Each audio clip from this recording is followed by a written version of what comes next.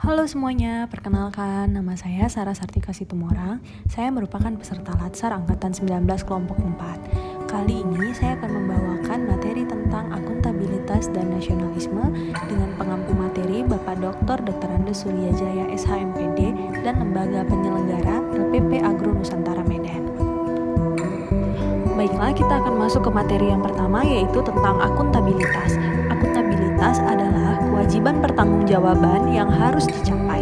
Akuntabilitas merujuk pada kewajiban setiap individu, kelompok, atau institusi untuk memenuhi tanggung jawab yang menjadi amanahnya. Konsep akuntabilitas sendiri terdiri dari 4 hal, yaitu aspek akuntabilitas, tingkat akuntabilitas, jenis akuntabilitas, dan fungsi akuntabilitas. Aspek akuntabilitas sendiri yaitu terdiri dari relationship, result orientation, reporting, konsekuensi, dan perbaikan kinerja. Lalu di tingkat akuntabilitas ada akuntabilitas personal, individu, kelompok, organisasi, dan stakeholder. Serta jenis akuntabilitas terdiri dari vertikal dan horizontal.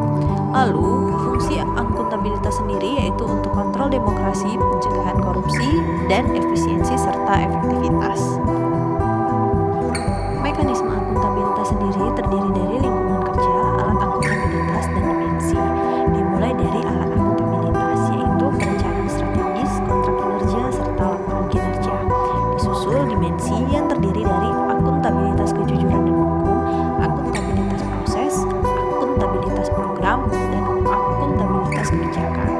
Lalu di lingkungan kerja sendiri, akuntabilitas dapat dilihat di kepemimpinan, kepercayaan, kejelasan, responsibilitas, integritas, transparansi, keseimbangan, serta konsistensi.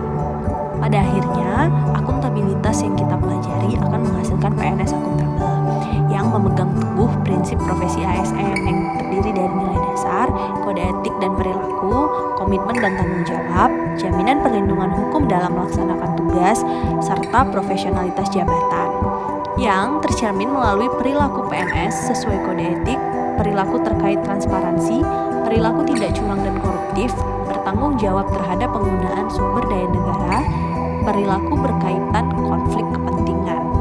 Nasionalisme adalah suatu sikap politik dari masyarakat suatu bangsa yang mempunyai kesamaan kebudayaan dan wilayah serta kesamaan cita-cita dan tujuan.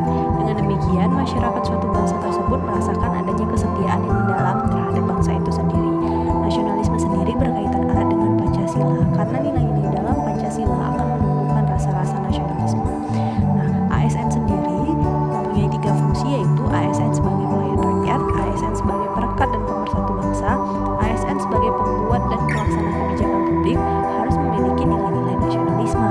Nilai-nilai nasionalisme yang harus dimiliki ASN sebagai pelayan rakyat antara lain bersikap adil dan tidak diskriminatif, profesional dan berintegritas, menjunjung tinggi nilai-nilai kejujuran, keadilan, tidak korupsi, transparan, akuntabel, dan memuaskan publik.